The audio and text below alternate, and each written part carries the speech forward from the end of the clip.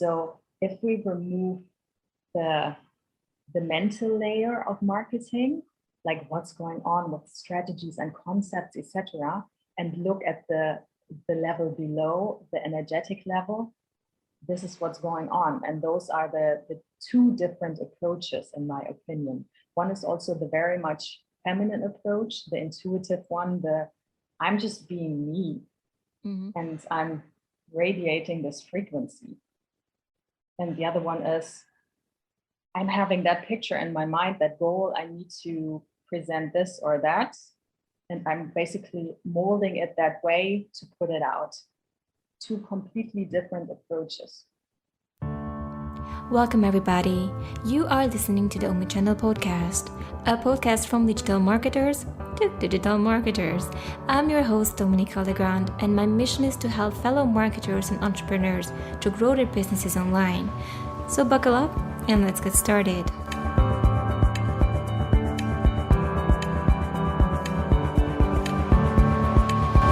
So Katja, I'm so happy to have you here. I think our topics are so interesting in a sense that authenticity in marketing and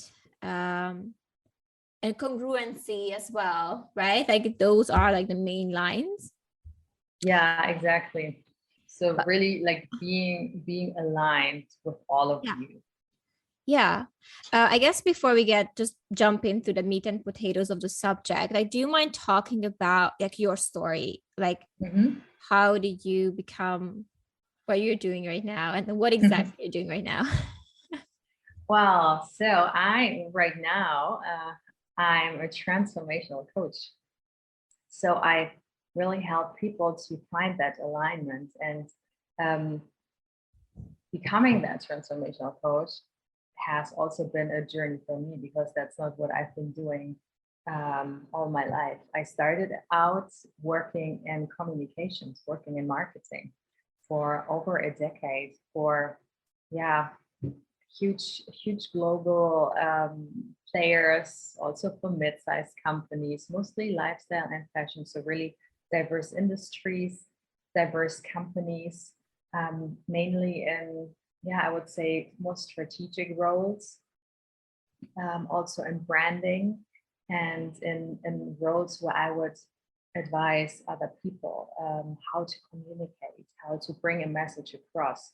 So I just have this huge knowledge about communications and branding in general, and how to build a brand, and how a brand is perceived through all its actions, like the little subtle nuances that even sometimes for professional brands seem not aligned. And you can transfer that one-on-one on a person. And I moved out of the communications and branding world about 3 years ago. Through my own personal journey, I followed my intuition, which led me to a place in Mexico where I got in touch with a shaman and experienced plant medicine for the first time, and just it really opened me up and brought me on a path and showed me where my own life wasn't aligned anymore. And that started out a really transformational journey. I've been on my spiritual journey already a while before, but that really deepened it. And in that moment, I knew, okay, it's time now for a new chapter. It's time to change. It's time to move out of like corporate and branding in the context how I've been doing it. It's time to embrace a different direction, to focus my work on something more purposeful, something where I feel I can contribute even more beyond just selling products. And that's how I also discovered coaching, how I discovered transformational coaching. In my career before, I've been in various leadership positions. So I coached team members, I coached directs, etc. But never really went for a proper training, which I then did. And it showed me so much how also the human works, and how basically everything's connected. And I started out supporting people in transitioning from where they are to where they want to be. But removing all the mind stuff, removing this like rational performance driven approach, this is how we should do it, because we're all so stuck in our conditioning and the way how we've been told and learned how we should be, that what really is our essence has a hard time to shine through. And it's a process of peeling off those layers to bring us back to that essence, because every one of us has this gift, that it's what we're supposed to do here, how we're supposed to actualize. And if we manage to tap into that and to hit that sweet spot, that's also where our energy is magnetic for others. And this is where it relates to branding as well, because if you are truly authentic, people will sense that about you, clients will sense that about you, customers will sense that about you, and this is what draws them in. So approaching marketing from a different perspective, in a sense. I'm also working a lot with intuition. This is actually how we met. So the intuitive approach is highly underrated. And this is also what I teach people, to work with the invisible, to work with what is probably not that obvious. And you can transfer this knowledge also one-on-one on like branding and on marketing. So that's kind of where it merges, and what our topic will also be for today. Yeah. Well, thank you so much for sharing all of that. I've always been amazed. I remember the first time we talked, and I was like amazed by your story.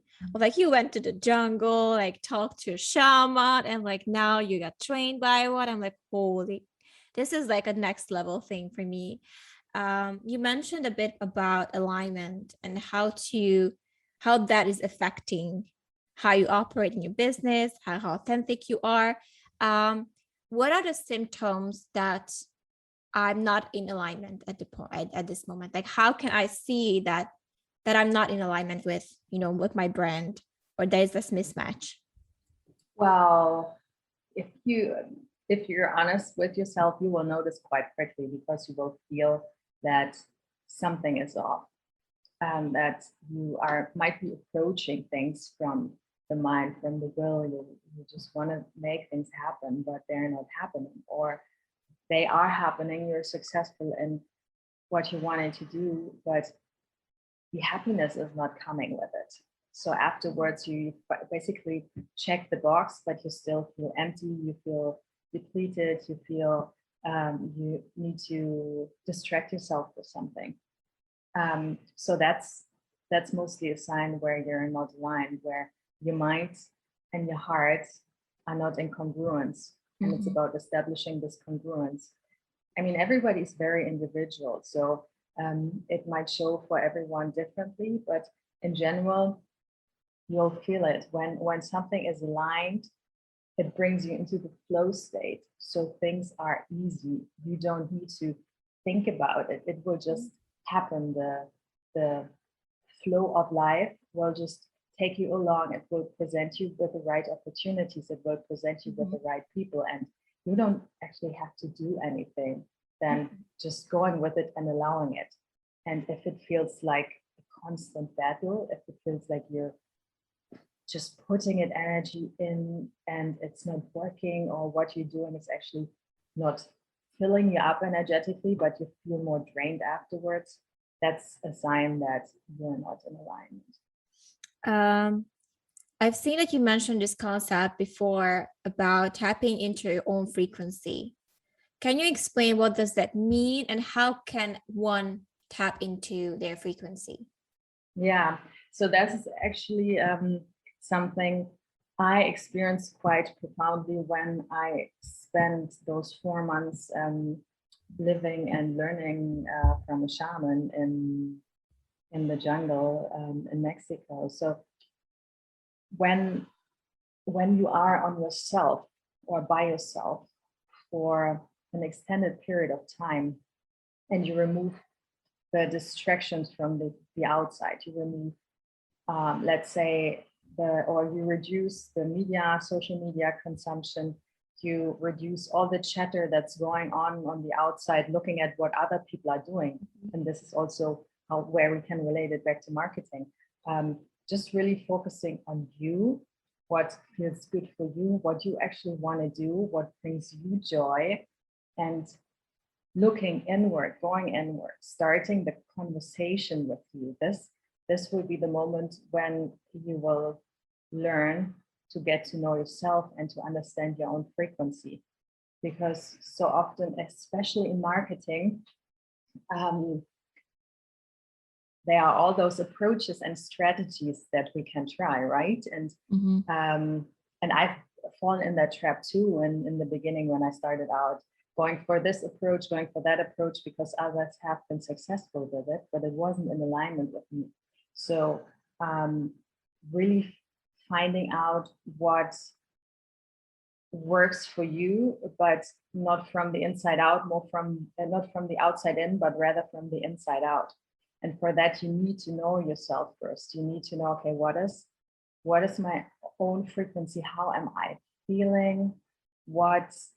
In which state, in which mood am I actually when I'm in balance? When I'm really not affected by anything in the external. And this is a space which you open up, which then really allows you to also dive deeper into topics like purpose. Okay, why am I doing this? What am I supposed to do? If you have all this chatter going on of other people are doing that, or people are telling you this is a very lucrative thing, I should do that, that's taking you away from your own frequency. So sitting in stillness and being in absolute presence and awareness with yourself will allow you to tap into your own frequency. And this is then the starting point to build a brand for everything else. The starting point to take it from there and know your frequency, know what you want to bring forward and how you want to do that in your own way, and then seeing what is aligned with that as a brand. There's so many things that you mentioned that were so important. The first thing that I would say is that I think in these 2 weeks, I experienced an extent amount of overwhelm from what I've been seeing online, for what other people are doing, and like, what should you be doing? And I was talking to other coaches as well, and they're completely overwhelmed. And it's hard to be keeping like, what is me? Where do I begin? When you see that you have the chatter, you have to hit, 5K, 6K, 7K, whatever K, in your business. And that's when you're successful. And you kind of see that it feeds your brain. It makes you think like you're behind, or that you should be chasing a number. And everybody's trying to sell you everything all the time. And that's like the baseline. And what I've learned is that as I was talking to a lot of coaches, I ended up investing in one. And right now we're working together. And that was the most authentic one that didn't try to sell me anything. We just talked, And but before, I had conversations with mentors that I look up to, like coaches that I look up to. And honestly, I have to say that both of them are so high up where they are that they didn't even care to actually examine if the program is for me. All they wanted to do is to sell, right? And you can sense that, even though they have that pre-built leverage of, their content, their videos, whatever I consume from them, I really looked up to these people with starry eyes that, oh my God, they can help me. And once we get into a conversation, I realized they throw things at you and it's just not landing because it's not me. You clearly didn't take the time to examine, and you can NLP mirror all you want, it's just not going to land. And this one coach that I never consumed any content, just get into a call, and like 1 hour, I'm like, okay, where do I sign up? And that was just something authentic and something real that I felt like we are understanding each other. And this is what I want to work with. And so you said you have to sit in calm and just like isolate yourself a bit to understand, like get the frequency of what you want and who you are. And I start to realize that, you know, all of those beliefs that I implanted in your brain, that you have to do this because of that. One of the big beliefs that I've gotten from people is that, oh, you can't charge a certain amount of money if you haven't spent that money. Like that, like these are the beliefs that they implant in your brain. Oh, you need to do this, you need to get this program, that, and then maybe then you can do this. All of that, everybody has their belief systems and they all try to persuade you that theirs is the one that you need. And so I really went on a quest of trying to fix myself, as if there was something wrong, as if I need this coaching, I need this mentoring, I need this and that. And I realized that I'm fine. And I need to sit with who I am and work from there inside, so that I know exactly what I want and what's for me, what's not. So just circling back to this intuitive pull energy, I think that you try to describe when you are drawn into something, that it's not hard, right? It's easy. I was looking at Susie Butty. She's the CEO of Poopery, which is a 9-figure company. The product is incredibly ridiculous, but she really talks about this pull energy and lean into your intuition. And she goes to the jungle. She went like 90 times to the jungle, to the shamanic ceremony. And she's like huge believer in that. Every time she comes back, she learns something new. What, obviously you've been doing it yourself. Like, what do you think that has given you in your finding out who you are? So it's so interesting that you mentioned nature, because I just spent a lot of time in nature, and also with a dear friend who is absolutely into wilderness. And through him, I even learned beyond what I learned in my experience in the shamanic initiation, how to connect to nature, because nature is just always present. It requires you to be in the present moment, because there is no past or no future in nature. If we come back to the human roots, the human animalistic roots, humans could only survive when they were in the present moment, when they were in nature. And there is no distraction, because nature just is. So connecting with nature is a very powerful way of coming back to your own frequency. I mean, there are so many different tools, but I have now also experienced just through connection with nature that you can get into expanded states of consciousness, like you would, for example, with substances. So I can very much relate to what you described about her, that whenever you spend a lot of time in nature, it recalibrates you. It brings you new insights just by watching nature, how it performs, because everything is so perfectly lined out and designed by nature. We can learn so much about our human nature and transfer that on different areas of life. So nature definitely is a big part of coming back to yourself, connecting with yourself again, and to find out what is truly you. I absolutely also love the difference how you described it with the coaches, the different approaches that worked for you or not, because this is exactly it. There are two ways how that you can witness. One is really much I'm selling you something and I'm persuading you this is the right approach. And the other one is just I'm being me I'm in my authentic frequency, I'm an energetic field. And if you want to be part of that, because it does something to you, it shifts something in you when you're exposed to my energetic field, then you're invited to come.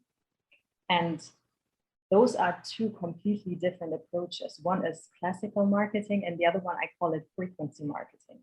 This is when you're not necessarily selling very aggressively, or you're putting out one solution, but people will feel that, oh, with that person, there is something for me to explore.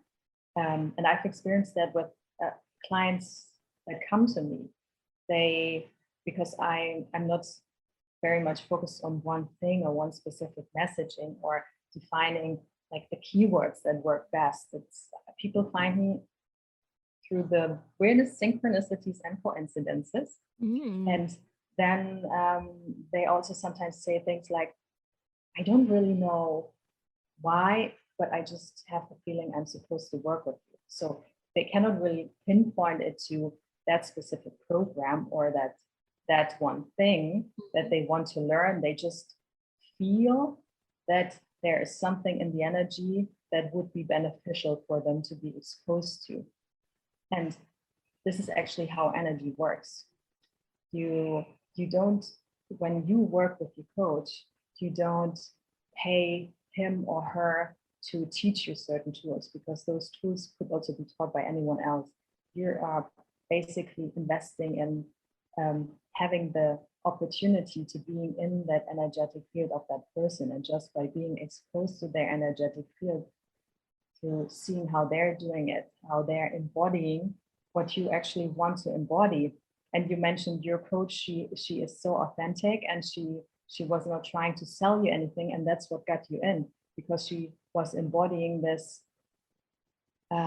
this authenticity, and that's what you were looking for.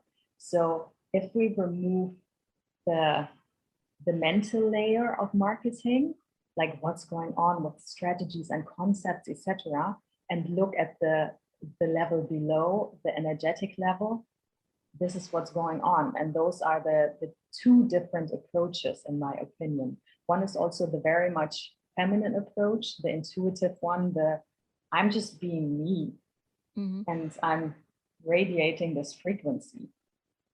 And the other one is, I'm having that picture in my mind, that goal, I need to present this or that, and I'm basically molding it that way to put it out. Two completely different approaches. I love that you mentioned energy, and Susie, I told you, this CEO, the 9-figure CEO, she also talks about this dissonance, this energetic differences when you are in flow state versus when you are not in flow state, right? Yeah. And she mentioned that there was a meeting and they were trying to find a solution, and she could walk in the room and stop next to a person and said, this is the energy, this is the good energy, and just like pinpoint when it's time to get into the solution by the shifts of the energy. Are you able to as well detect, because you're so intuitive, the energy shift, and even that, getting that from other people that you are interacting with or beings? Yeah, so that's actually mostly how I work, very intuitively, and like picking up the energies. For example, also in coaching sessions, when I know, okay, the client is in an energy that is right now not allowing them to move forward and keeping them stuck, I will implement tools or exercises or just little things that help them to shift the energy in that moment, to allow them to expand again. So this is such a big gift, using your intuitive skills on picking up on things. If you're an empath, for example, you will know it. You walk into a room and you can immediately pick up on things without words being spoken. You just know what's going on energetically, that those two people seem to be in a fight, and there is like something heating up. You just feel it. And every one of us has those gifts. We're all intuitive. We just have unlearned how to be intuitive. And that's a quality you can tap into again and develop. And when we do that, it opens us up, because then we can access more information than just the ones provided by the rational mind. So also, if you really look at it and you know how the brain works and how consciousness works, and it's so fascinating, because it's only a really tiny amount of all the information that we take in that actually gets stored in our conscious mind. That's where the rational mind is operating from. And all the other information, they go straight to the subconscious. And you cannot access it unless maybe through hypnosis or bringing things up, or through intuition. Like, intuition is our gateway to access the information that are beyond the storage of the rational mind. And it's so much more information. It's like basically watching a black and white movie or having a full color spectrum. It's a huge difference. And this is also a paradigm we're currently shifting into. More people are learning how to be intuitive, are exploring their intuitive skills. So yeah, if you know that, but it starts with knowing yourself first, also there, to be able to distinguish what is my energy, what is someone else's. Because only then you can read the energy around you.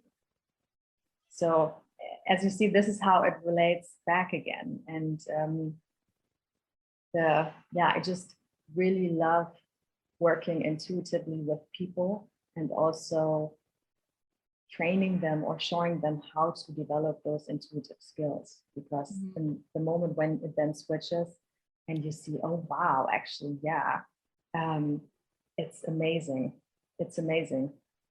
Wow, that must be really amazing to witness that. Just to talk a bit more about like branding, we always start about, we need to know who we are first, right?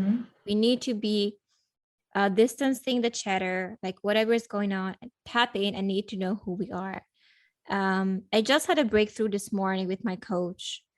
As we were talking about, there was a question like, what is currently something that I'm ashamed of?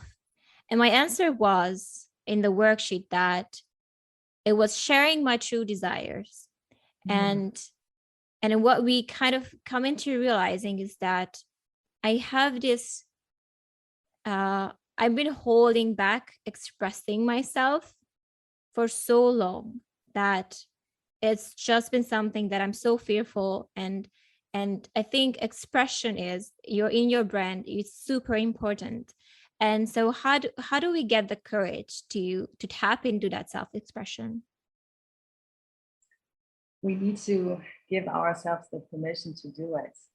And it helps if we find role models who are already doing it, because it's not easy in the beginning. We have this image in our minds that has been programmed what it needs to be, and then you continue the sentence. Successful coach, professional consultant, whatsoever. How do you show up on social media? What is content that you can and cannot put out?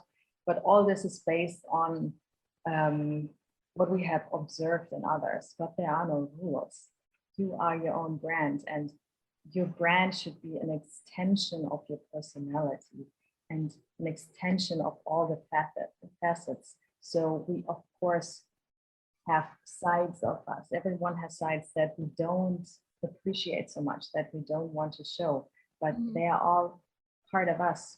And this is where vulnerability also comes in. If you also allow other people to see that part, you will actually win their hearts, because that's when you're showing them that you're a human too, and they can relate way more to you than if you have this polished image of being that perfect human, perfect professional, perfect whatsoever. Again, two different approaches. One is the very like masculine energy one, I do it that way. I create a certain image and I will push, push, push. And the other one is the very feminine one. I'm just like being me 100%. And through doing that, I will allow the right people to see me. Because in the end, you have the greatest results. You have the most fun working with people who are actually really coming to you for you and not for the image that you created. And then it also becomes easy. Then you get into flow because you're not doing anything else than just being you. And through showing that, through giving yourself the permission to express that with all its facets, you're basically sifting the people. The people that really resonate with you, they have an easier time to find you. If you're not showing who you are fully, then the people that are meant for you won't find you or have a harder time finding you. And this is where it seems counterintuitive, but this is how it works. The more you show of yourself, the more alignment happens also in the external. And it's just a shift of perspective. That's the one thing where it's connected to fear, like, oh my God, when I show myself fully, when I express myself fully, then X, Y, Z happens, then I might get rejected or people will think this and that. We try to hide those parts of us, but actually if we allow them to be expressed, this will draw more of the right people in for us.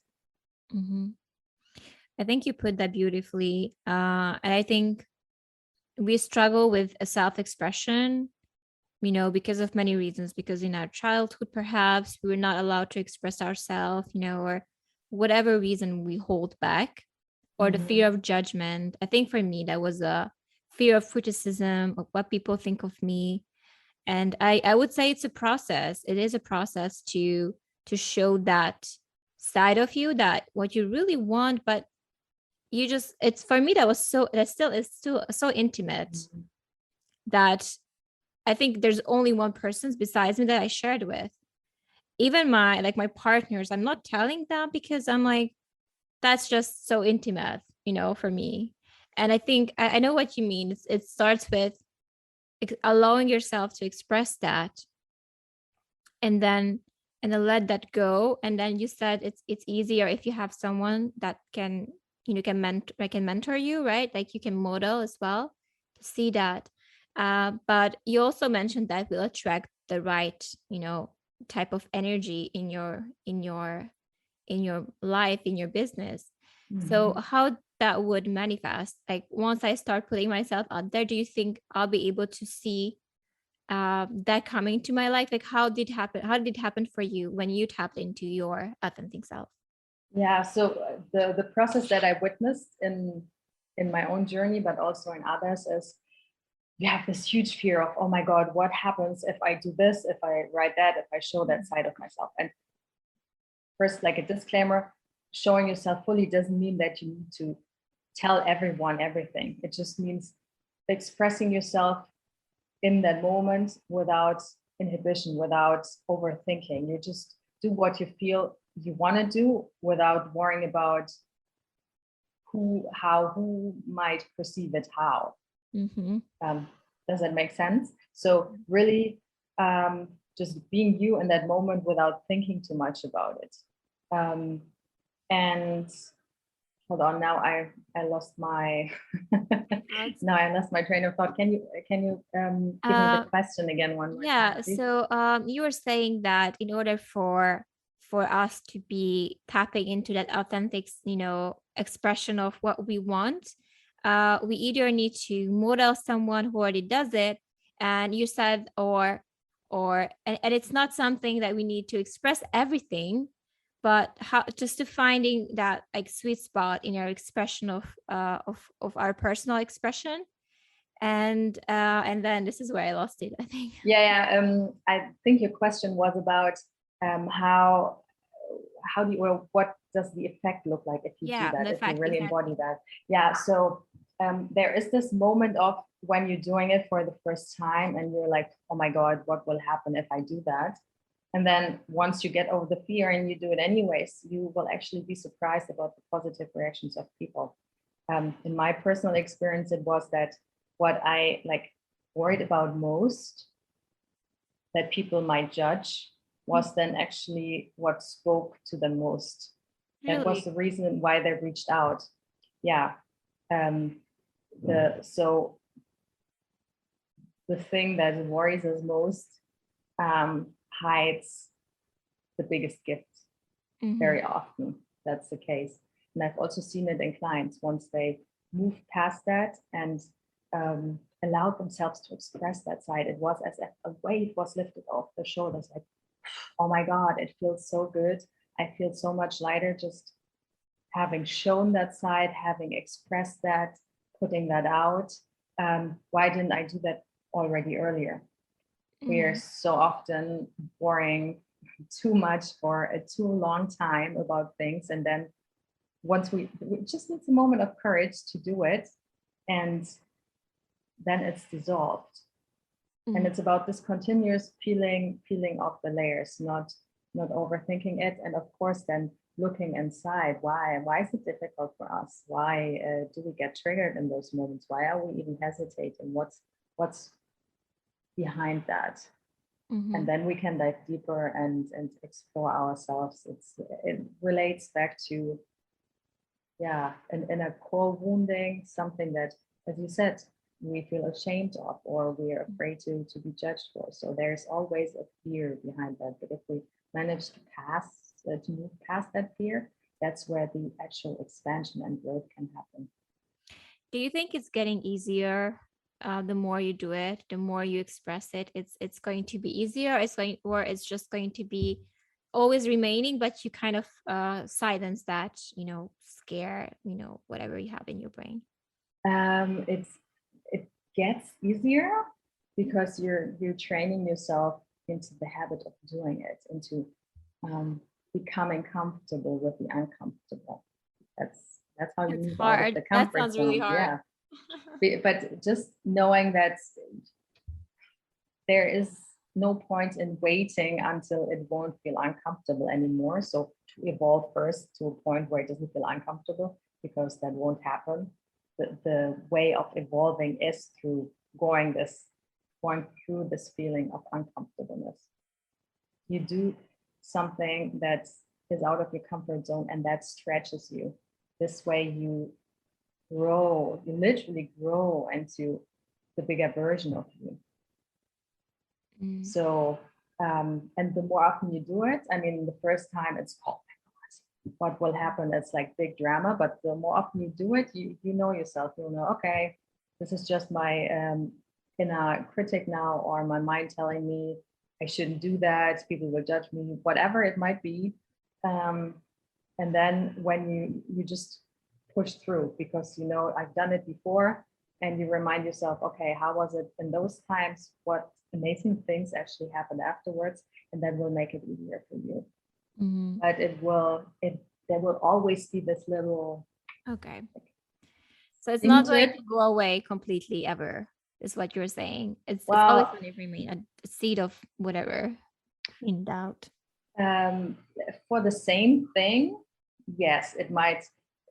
You might not even think about it anymore, but as we're evolving, our challenge is also evolving, or we're peeling another layer off, and then there's something else behind it.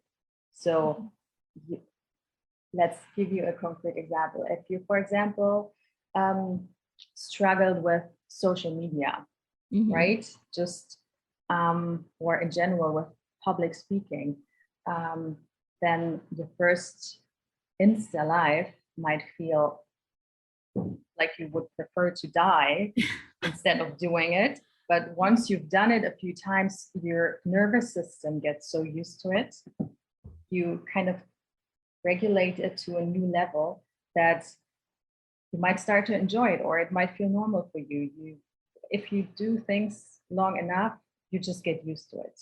But that doesn't mean that Now all your fear of public speaking is gone. When you then get invited to a conference to speak somewhere, you might feel that initial anxiety again, but you basically know the process of how you move through that. It's all about, and this is where we come back to the energetic layer as well.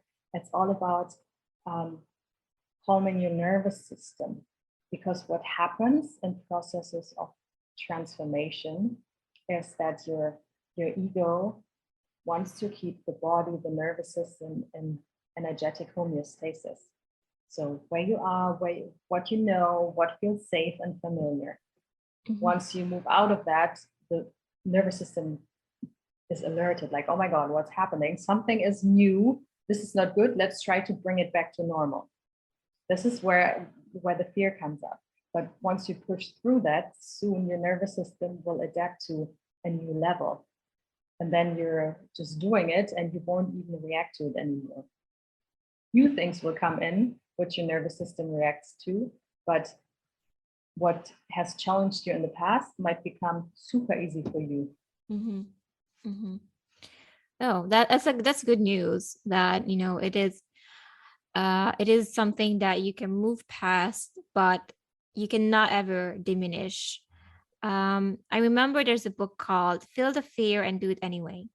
There were 3 like ground rules in the book. I think the first one was everybody's experiencing it. So it's like a shared human experience. You're not alone. Unless you're a psychopath, I guess you still fear things. I don't know. Good question for another conversation. The second one was, as long as I'm continuing to grow, I'm going to experience fear, because it's always going to be, new. And the third one was, in order for fear to go away, you need to take action first and then it will go away. So it's not going, you would think that, oh, I'll just wait, it's going to be cool. No, you have to take action and it will go away. But again, it will come back when you're expanding and expanding and expanding. But it's always, you can move past it and then I know that. See, I have all this nice information. I also, in the book, there is the explanation of the fear is, I can't handle it. I can't handle criticism. Every fear is here. I can't handle it. Whether it's a death of my father, whatever, I can't handle it, And so because that's the fear, like that's the root of I can't handle it, the criticism, the judgment, whatever, shame. Once you unlock that, it's easier to understand. So I think intellectually understand all of that, and I'm still here. I am like, I'm not expressing myself. So that's like a different ballgame, right? Yeah, and that's exactly it. Like transformation is more than just changing the knowledge or changing the perspective on it on a mental level, because it needs to go through the entire body, and the energetic level is where we get stuck, because we know how to do differently, that we want something else instead, but there is something in us that's activated, kind of I like to refer to it as the animal body, the nervous system. It's just a response that's taking over, where we feel we have no control over it. And then because fear always tries to protect something, what's behind the fear? Like, what are we trying to protect? What don't we want other people to see? Where is the fear coming from? So as long as we haven't explored that, the energetics will stay the same, and then it's so hard to move out of that. So working on the energetic level is how do we change amazing. The energy then? That's my next question. Like, how do we work on the energetic level? Do we need to go to the jungle and like hang out with shamans and like do a session with you? Like, how do we get No, you don't need to go to the jungle. I mean, there are so many ways how you connect to yourself, how you connect to your energy. First, it starts out with awareness, and there's like no no magic pill that or no magic exercise that I could give you now and say, if you do this one thing, you can immediately change your energy. That's for you to explore. But what the common thread is in all of them, getting back to you, to your true essence, moving past the layer of conditioning of the mind. If you can imagine yourself, basically your inner being is this naked human being, right? And the programming that we have, the conditioning, is the clothing we're wearing. So seeing yourself in the naked version, and our mind always keeps us seeing what we're wearing. So once we remove those beliefs, or see that it's actually only the mind creating this fear, or the mind thinking that thought, and we go deeper and explore who's actually the one who's doing the thinking, like what is the inner being about. That's how we calm the nervous system again. And there are different ways how to do it. I mean, meditation is an amazing way, and there are like 1,000 different ways of meditation by itself. Just any form of getting back to yourself and into the body, into the present moment, not worrying about the future or thinking about the past, regretting what has happened. Removing all of that and bringing you back to feeling yourself and feeling your inner frequency, and from that state, taking action. There are certain like exercises that you can do where you basically embody the energies of different perspectives, and you work with it, you play with it. It's not a role play type, but energy is released and changed by feeling it, by moving it. So it will evolve embodying that certain energy, that certain frequency, maybe that biggest fear, and feeling it so you can move it. That's how I would describe it. So awareness, coming back to yourself, to present moment, and at the same time this energetic, emotional cleanup of feeling it, removing it, so you can come back to the inner core. Yeah, well, that's really good that you share that. I think I'm going to be going back to this clip and just re-listening this part whenever I feel like I need that grounding experience and looking within myself. I remember looking at, again, going back to Susie, because she is such a firm believer in intuitive and energy. She also talked about how ideas are energies as well. And in order for you to have an idea coming to your mind, that you need to catch that frequency. And so there is a reason why an idea is coming and knocking on the door, that you're catching that idea. Well, what is your take on that? Like, what do you feel like that's also something that's an energy, like the idea itself of like a business or whatever? Yeah, all is energy, and quantum physics is slowly like bringing both worlds together, what some people consider as the spiritual, the woo-woo, like all this energy stuff, and like hard science. It's now all coming together. And what is it? It's proving. I mean, if you look at people like Bruce Lipton, he and his work are amazing. So I highly recommend to check it out. How what you're thinking affects your health, affects your body, affects your state of being, because thoughts as well are energy, and it will create our reality in the end. So whatever we cannot imagine will never show up in our reality, and whatever we think and give attention to, give focus to, will show up in our reality eventually, because the job of the mind is to ensure that there's congruence between what we're believing, what we're thinking, and what we see in the outside world. And that's a crucial part. Like, I want to repeat that again. The mind is there to kind of Proof. create that congruence, to create that proof that what we're believing is the same what we're seeing in the outside. Otherwise we would go nuts if suddenly the sky wouldn't be blue but like red. We would not know what's going on. We would think what's wrong, or if we speak to someone and no one would react to us anymore, as if we were invisible, that would completely throw us off. So the mind wants to establish that congruence.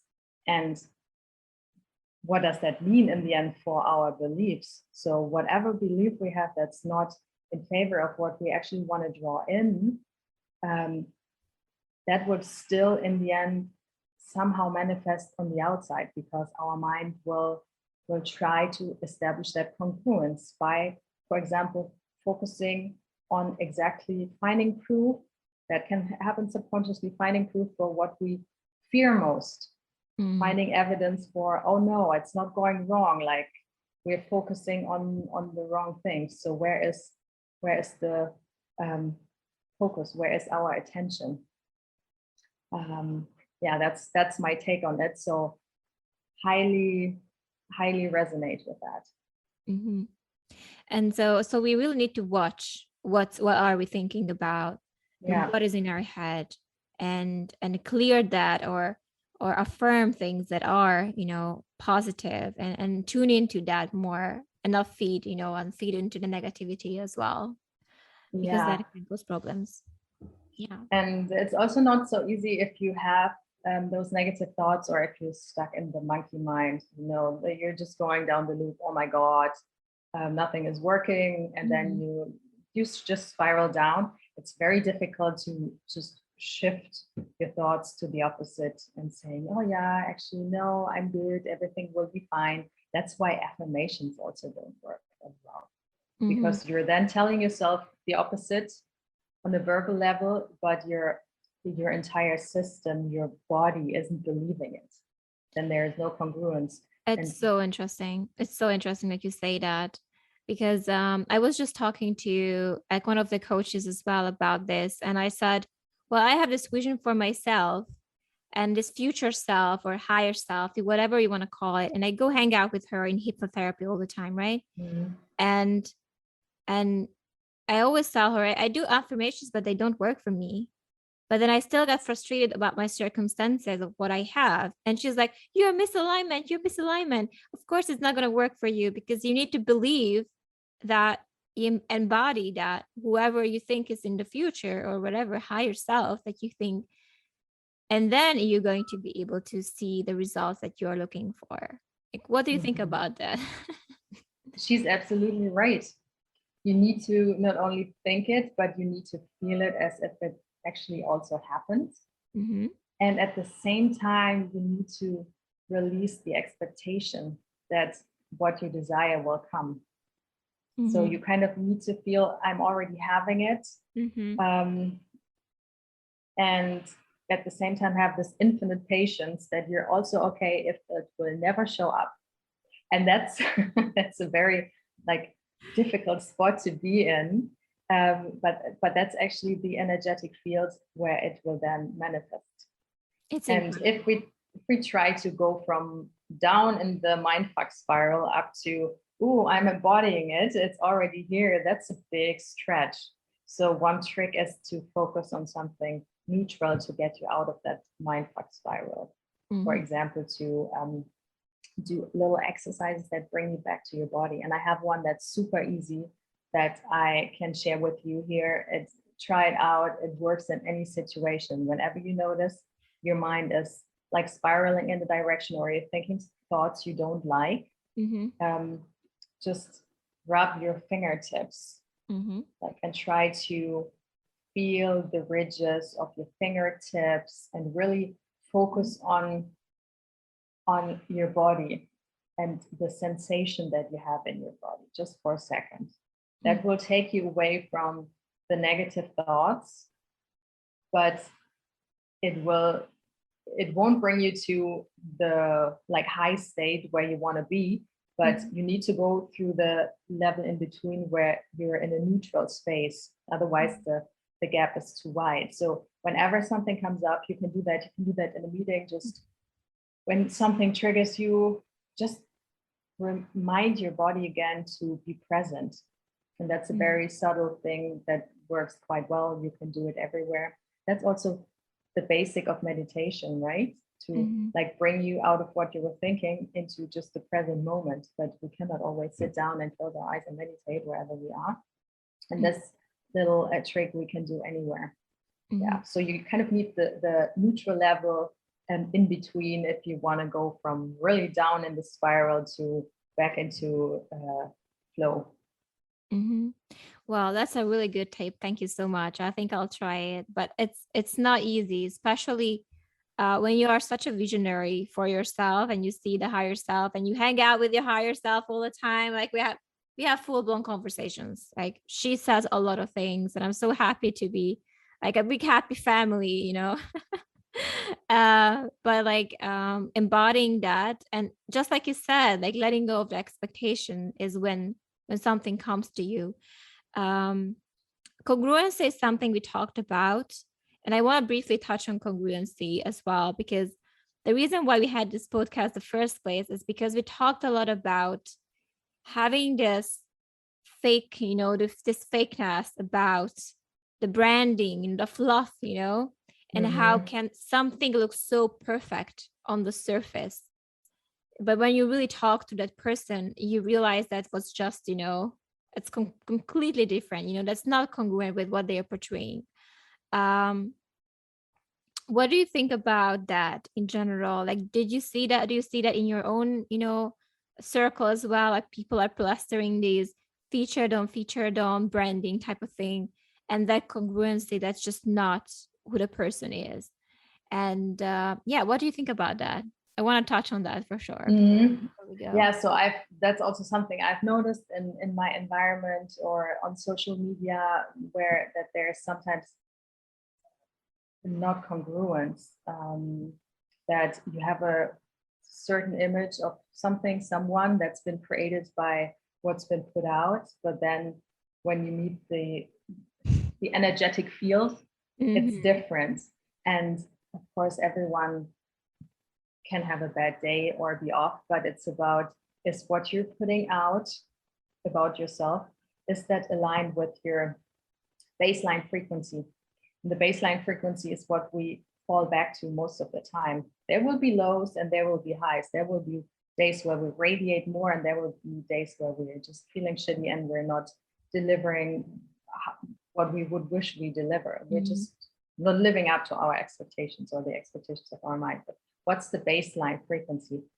And as long as the baseline frequency is really aligned with what you show, that will feel congruent, that will feel authentic. If it's not, you will feel it energetically. And we humans try to fit a certain image.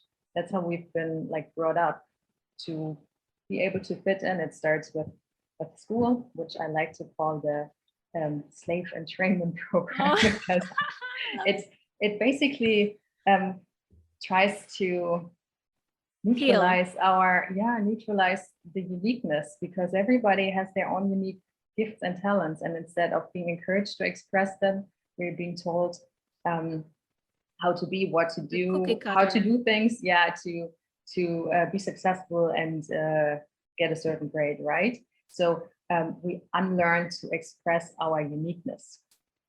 And this is why we also have the idea of we need to portray a certain image in order to be successful. This is where it comes from the early conditioning. But I highly resonate with, like, personally, the content of people where I see, wow, they're really authentic. They might be weirdos. They might just, like, everybody is a weirdo in the end and has their own way of doing it. And that's what makes us unique. And if someone is just fully living that without giving a fuck and just really expressing who they are, that's what draws you in. That's where I resonate most with. If someone is like really just being them, and not caring. Yeah. Well, that's powerful, and that's what influence, I think. Like that is where you inspire when you Yeah, really, really just. I'm not saying you should not give a fuck, because it's like you should give a fuck about things that are matter to you. yeah. So that's like picking where to give fucks. You mentioned about school and how that's, conditioning us in and killing the creativity of Mhm. authenticity. Is this something that you help people in your program to kind of relearn who they are, then getting aligned who they are? Yeah, and that's not only like the clients I work with, but I believe that um, all of us humans we're in that process of in the first few years we get conditioned. We all have our like baggage that we carry around. We have a certain view, and then later in life we are in circumstances where this is not helping us, or this conditioning is not beneficial for us anymore. And then we if we wake up, if we go on that path of self-exploration, personal development, we slowly start unlearning those things and taking off those layers to come back to who we are beyond that, who we are as an inner being. Mm-hmm. So it's a collective process, I would say, that's happening. Mm-hmm. Can you tell us about your programs before we wrap up? Because I want our listeners to be learning exactly what you help with, your programs, if Yeah. you have different ones. So whoever is interested in contacting you, they can hear a bit more about that as well. Yeah. So I basically have two or three different ways actually of working with me. I have a one-on-one incubator in which I go really deep with someone, and I help people to move from the rational performance driven, exactly from that existing paradigm, into tapping into their intuition and combining that to find that congruence, to find that heart brain coherence, and to live from that. I use different tools and techniques within that. So, as I also have a shamanic background and I'm a shamanic practitioner, that's part of it. Shamanic work, shadow work, also working with tools that explore expanded states of consciousness can be part of it, but doesn't need to be. That's the one-on-one journeys I take people deep in. And I also have group programs from time to time. Currently, I'm running one soon that is called the Transformation Codes. And this is exactly where I will be sharing about the energetics of transformation, what's going on, and also sharing from my own personal experience what has helped to really shift.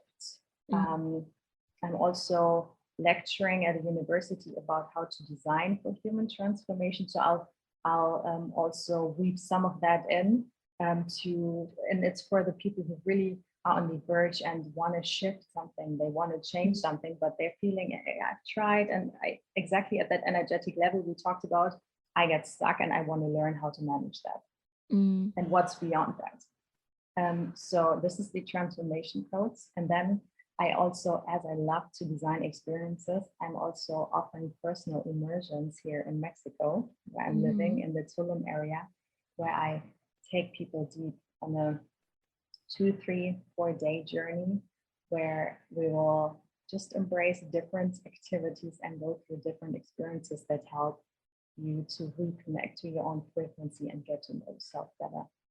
Like, what is your take on purpose? Like, I want to hear the expert on the purpose finding type. Well, there are so many like ways to approach purpose, but definitely purpose is a misunderstood topic. It's more than just a mission or like a profession that we embrace during our lifetimes. Like you had someone being a doctor and knowing they want to be a doctor, that's not really purpose.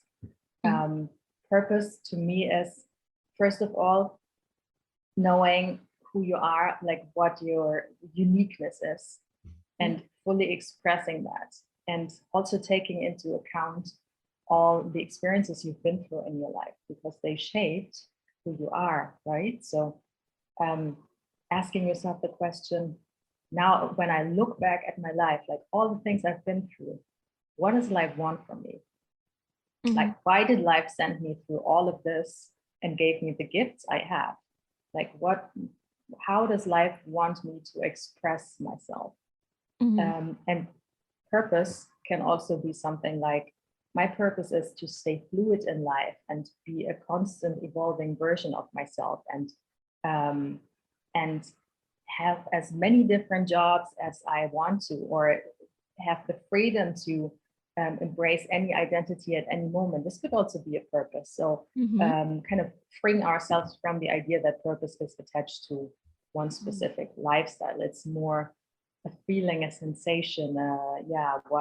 How do I want to express my uniqueness here during this lifetime? What would that look like for me? And knowing why you do this, like what in you is it that is really pushing you forward? Because that's also, if you remind yourself of that in the moments where you're doubting or where things are difficult, that's the fuel that keeps you going. So knowing why you're doing it and who you are, who you truly are inside, the powerful being that you are inside, and how you want to express the presence of this powerful being here in your life. Is this something that you help your clients with as well during the sessions, that to redefine that flooded image of purpose, that purpose, it should be like this profession, that profession, that is just not something that is so like tangible? Absolutely, yeah, because purpose is also so closely connected to authentic expression and to your brand. So ideally, like, all of those are congruent, and then you're in alignment. That's where the flow state happens. That's where things just are easy, because you're not doing anything in particular. You're just being you and truly expressing what you love and what wants to come through you. Oh, that's a lovely place to be. And I'm so happy that you came to this podcast and we had this conversation. Yeah, thank you so much for the invite.